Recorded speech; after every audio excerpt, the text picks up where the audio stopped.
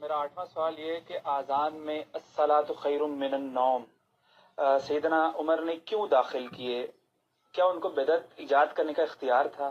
سیدنا عمر ہو یا کوئی بڑے سے بڑی پرسنالٹی ہو، کسی کو اسلام میں بدعت داخل کرنے کا کوئی اختیار نہیں، کیونکہ نبی علیہ السلام نے کیٹیگوریکل مینشن کر دیا ہے، بخاری مسلم میں موجود ہے کہ آپ صلی اللہ علیہ وآلہ وسلم نے فرمایا من احدث فی امرنا ھذا فهو رد، جس نے ہمارے دین میں کوئی چیز داخل کی وہ مردود، چاہے کوئی بھی کرے۔ تو یہ بہت بڑا جھوٹ بولا گیا، خصوصاً حنفی علماء کی طرف سے، دیوبند اور بریلویوں کی طرف سے۔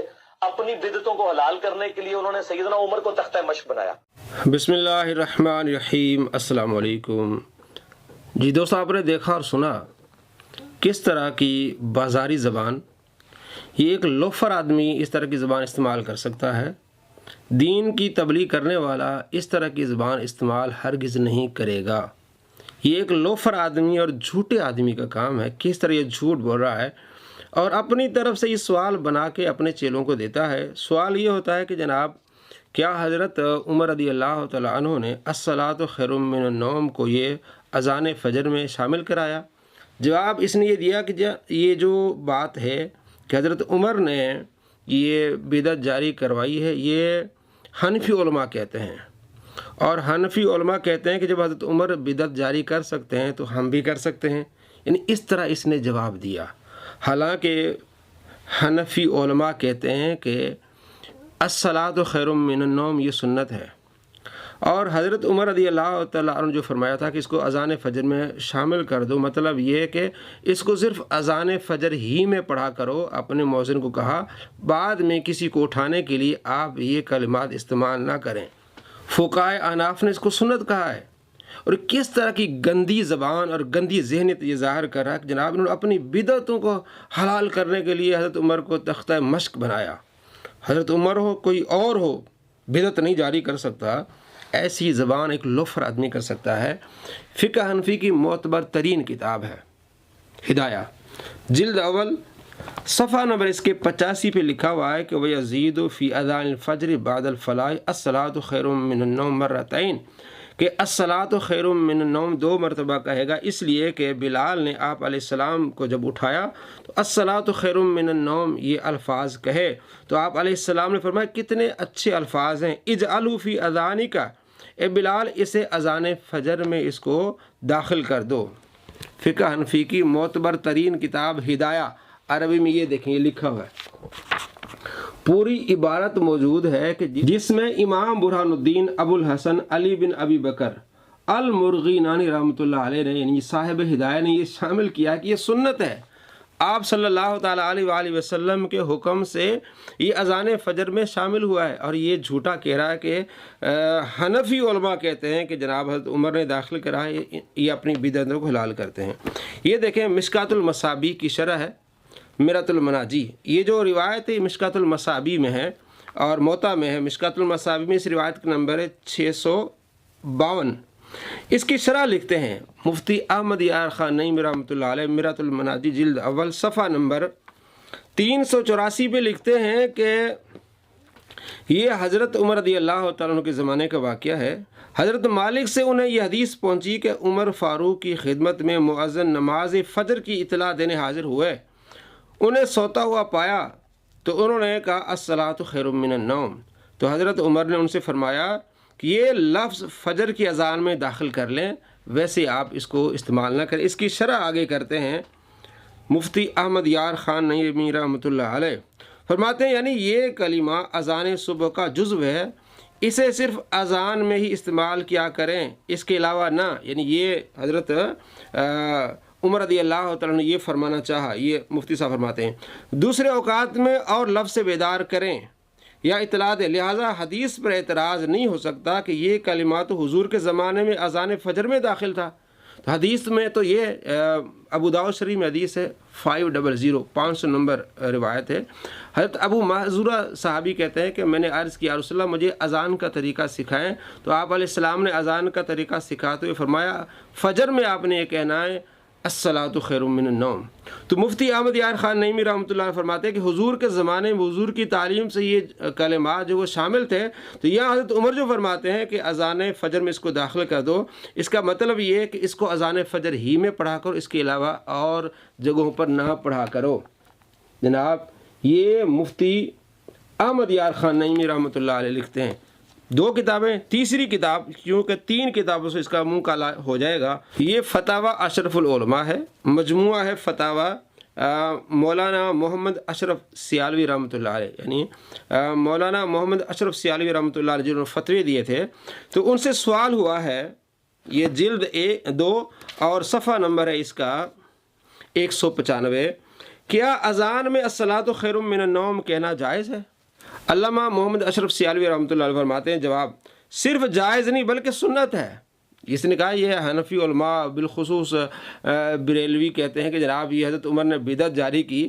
کہتا ہے بدعت نہیں، یہ حضور کی سنت ہے، لیکن صبح کی نماز میں ہو. یہ جو شیعہ حضرات کا بہتان ہے کہ حضرت عمر نے یہ جاری کرا، یہ بات غلط ہے. کہتے ہیں یہ شیعوں کا یہ پروپیگنڈا ہے کہ وہ کہتے ہیں کہ حضرت عمر نے جاری کرایا. یہ اہل سنت کہتے ہیں یہ سنت ہے. یہ اپنے بابوں شیعوں کا دفاع کرتے ہوئے اہل سنت پر بھونکتا ہے. مرزا صاحب یہ شیعہ کہتے ہیں، بہتان لگاتے ہیں حضرت عمر پر کہ حضرت عمر نے داخل کرایا. اہل سنت کہتے ہیں یہ آپ صلی اللہ تعالیٰ علیہ وآلہ وسلم کی سنت ہے. کتنے بڑے جھوٹے اور فراڈیے ہو، شیعوں کی پاسداری کر کے اہل سنت پر بھونکتے ہو. اور اسی کتاب کے صفحہ نمبر 197 پہ علامہ اشرف سیالوی صاحب سے یہ سوال ہوتا ہے کہ اہل تشیع کہتے ہیں کہ اذان میں الصلاۃ خیر من النوم کا اضافہ حضرت عمر نے کیا ہے. یہ رافضیوں شیعوں کا یہ اعتراض ہے کہ الصلاۃ خیر من النوم جو ہے یہ حضرت عمر نے جاری کرا ہے. مرزا صاحب اتنے آپ جاہل ہیں، اپنے آپ کو علمی کتابی کہتے ہیں، آپ کو یہ بھی پتہ نہیں، پتہ ہے شیعوں کی وکالت کرتے ہوئے اور جھوٹ باندھتے ہیں اہل سنت پر. جواب دیا ہے علامہ اشرف سیالوی صاحب نے کہ یہ نبی کریم صلی اللہ تعالیٰ علیہ وآلہ وسلم سے ثابت ہے. حضور آپ صلی اللہ تعالیٰ علیہ وآلہ وسلم آرام فرما رہے تھے، حضرت بلال رضی اللہ تعالیٰ عنہ حضور حاضر ہوئے، عرض کی الصلاۃ خیر من النوم، تو آپ صلی اللہ تعالیٰ علیہ وآلہ وسلم فرمایا بڑا پیارا کلمہ ہے، اس کو اذان میں شامل کر لو. حضرت بلال رضی اللہ تعالیٰ عنہ صبح کی اذان میں اسے پڑھتے تھے. اور حضرت عمر رضی اللہ تعالیٰ عنہ نے دور خلافت میں ایک مؤذن کو کہا تھا کہ یہ کلمہ جو ہے اذان ہی میں شامل رہے، کسی اور جگہ استعمال اس کو نہ کیا جائے. صفحہ نمبر 200 پہ یہ لکھتے ہیں.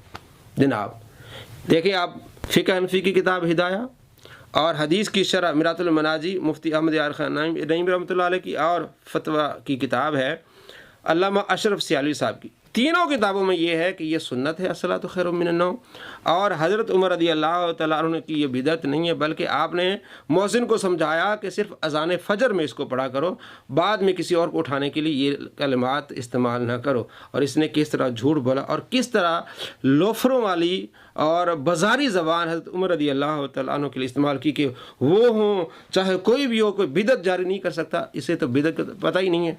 یہ بخاری کہتا ہے، بخاری میں ہے، حدیث نمبر ہے بخاری شریف کا 2010. حضرت عمر رضی اللہ تعالیٰ عنہ جب رمضان میں آئے، دیکھا کہ لوگ الگ الگ نماز پڑھ رہے ہیں، تو آپ نے فرمایا کہ میں چاہتا ہوں کہ ایک امام کے پیچھے نماز پڑھیں. ابی بن کعب کو کہا کہ تم نے امامت کرانی ہے، باقی لوگ تمہارے پیچھے نماز پڑھیں گے. تو دوسری رات جب ایسا ہوا، حضرت عمر نے دیکھا، فرمایا نعم البدعۃ ھذہ، یہ اچھی بدعت ہے. تو کہتے ہیں بدعت حضرت عمر ہو یا کوئی اور بڑا ہو، اس کو جاری کرنے کی اجازت نہیں ہے. یہ کیا فرماتے ہیں؟ اور یہ جو جماعت کا سلسلہ شروع کرایا، اس پر صحابہ کا اجماع ہو گیا. آپ صلی اللہ تعالیٰ علیہ وآلہ وسلم نے صرف 3 راتیں نماز پڑھائی ہے، حضرت عمر نے پھر پورا رمضان پڑھائی. بلکہ اب تک یہ جو اجماع ہے صحابہ ہے، یہ حضرت عمر کیا فرماتے ہیں؟ نعم البدعۃ ھذہ، کہتا ہے بدعت جاری کرنے کسی کو اختیاری نہیں ہے. جھوٹے انسان، بخاری پڑھ لیا کر. بخاری شریف میں حدیث ہے 912. صائب بن یزید کہتے ہیں کہ آپ علیہ السلام کے زمانے میں، حضرت عمر رضی اللہ تعالیٰ کے زمانے میں، حضرت ابوبکر رضی اللہ تعالیٰ کے زمانے میں ایک ہی اذان ہوتی تھی اور ایک اقامت. تو جب حضرت عثمان غنی رضی اللہ تعالیٰ کا زمانہ آیا تو کثرت ہو گئی مسلمانوں کی، تو آپ نے تیسری اذان یعنی اقامت اذان کے علاوہ ایک اور اذان شروع کرائی زہرہ کے مقام پر. حضرت عثمان ایک اور اذان الگ سے دلوانی شروع کر دی زہرہ کے مقام پر. تو آپ علیہ السلام کے زمانے میں نہیں ہوتی تھی. تو آپ کہتے ہیں بدعت جاری کرنے کسی کو حق نہیں ہے، تو آپ لگائیں حضرت عثمان غنی رضی اللہ تعالیٰ پر فتویٰ، اور آج تک مسلمان یہ ایک اور اذان دیتے ہیں. اور بدعت کی بات کرتا ہے، اس کو بدعت کا پتہ نہیں، جو اس نے قرآن سامنے رکھا ہوا یہ پھر بدعت ہوگا اس کے فیصلے اور اس کے فتوے کے لحاظ سے، کیونکہ جاہل لوگ جب اس طرح کے فتوے دیں گے، بخاری شریف میں حدیث ہے 100 آپ علیہ السلام فرما، جب علماء اٹھا لیے جائیں گے تو لوگ گمراہوں کو اپنا سردار بنا لیں گے، اور وہ گمراہ ایسے فتوے دیں گے کہ خود بھی گمراہ ہوں گے، دوسروں کو بھی گمراہ کریں گے۔ یہ وہ شخص ہے، ابھی تو علماء ہیں، اس کے باوجود جاہل لوگ اس سے اس طرح کے سوال پوچھ رہے ہیں کہ جناب حضرت عمر نے یہ بدعت جاری کرائی، جاہل آدمی، یہ رافضیوں کا سوال ہے۔ اہل سنت کہتے ہیں یہ سنت ہے۔ اب آئیے، جو اس نے کہا کہ حضرت عمر کو بھی حق نہیں بدعت جاری کرنے کا، بخاری شریف پڑھ لیں، 4986 نمبر روایت بخاری میں ہر زید بن ثابت رضی اللہ تو بیان کرتے ہیں کہ معرکہ یمامہ کے بعد ابوبکر رضی اللہ تعالیٰ عنہ نے میری طرف پیغام بھیجا۔ عمر بن خطاب رضی اللہ تعالیٰ عنہ ان کے پاس موجود تھے۔ حضرت ابوبکر صدیق رضی اللہ تعالیٰ عنہ نے فرمایا، عمر رضی اللہ تعالیٰ میرے پاس آئے تو انہوں نے فرمایا معرکہ یمامہ میں بہت سے قاری شہید ہو گئے ہیں، اور مجھے اندیشہ ہوا کہ اگر کسی اور معرکہ میں اتنے قاری شہید ہو گئے تو اس طرح قرآن کا بہت سا حصہ جاتا رہے گا، اور میں سمجھتا ہوں کہ آپ جمع قرآن کا حکم فرمائیں کہ قرآن کو جمع کیا جائے۔ آپ علیہ السلام کے زمانے میں جمع نہیں تھا، مختلف چیزوں پر لکھا ہوا تھا، آپ اس کو جمع کریں۔ لیکن میں نے عمر سے فرمایا آپ وہ کام کیسے کریں گے جو رسول اللہ صلی اللہ تعالیٰ علیہ وآلہ وسلم نے نہیں کیا؟ آپ علیہ السلام نے جمع نہیں کیا تو وہ کام کیسے کریں گے؟ یہ تو نیا کام ہوگا۔ تو حضرت عمر نے فرمایا اللہ کی قسم یہ جمع قرآن بہتر ہے، اچھا کام ہے، نیکی کا کام یہ کرنا چاہیے۔ تو حضرت عمر رضی اللہ تعالیٰ مسلسل مجھے کہتے رہے حتیٰ کہ اللہ نے اس کام کے لیے میرا سینہ کھول دیا۔ ابوبکر صدیق رضی اللہ فرماتے ہیں کہ اللہ نے میرا سینہ کھول دیا، اور اب اس میں میرا وہی موقف ہے جو عمر رضی اللہ تعالیٰ عنہ کا ہے کہ قرآن کو جمع کیا جائے۔ زید بن ثابت سے فرمایا کہ اب تم قرآن کو جمع کرو۔ تو یہ بھی بدعت ہے جناب، آپ قرآن اٹھا لیں سامنے سے۔ کس طرح کی گندی زبان استعمال کر رہا ہے، لوفر آدمی اس طرح کی زبان استعمال کرتے ہیں، اور کس طرح فقہ فی اہل سنت پر جھوٹ بولا کہ یہ کہتے ہیں کہ بدعت ہے۔ ہدایہ میں آپ کو دکھایا کہ یہ سنت ہے، میرۃ المناجی سے دکھایا، فتاوی اشرف العلماء سے آپ کو دکھایا کہ سنت ہے۔ یہ اس صدی کا سب سے بڑا جھوٹا مکار فراڈیہ شخص ہے۔ اس پر میں نے ویڈیو بنائی ہے 905 نمبر، انجینئر مرزا کے 100 جھوٹ، اور میں نے اب اس کا PDF بھی بنایا ہے۔ جس دوست کو چاہیے وہ اس نمبر پر ہم سے کانٹیکٹ کریں، اور جو ہمارے واٹس ایپ گروپس میں شامل ہیں ہم ان کو یہ بھیج چکے ہیں، وہ پڑھیں۔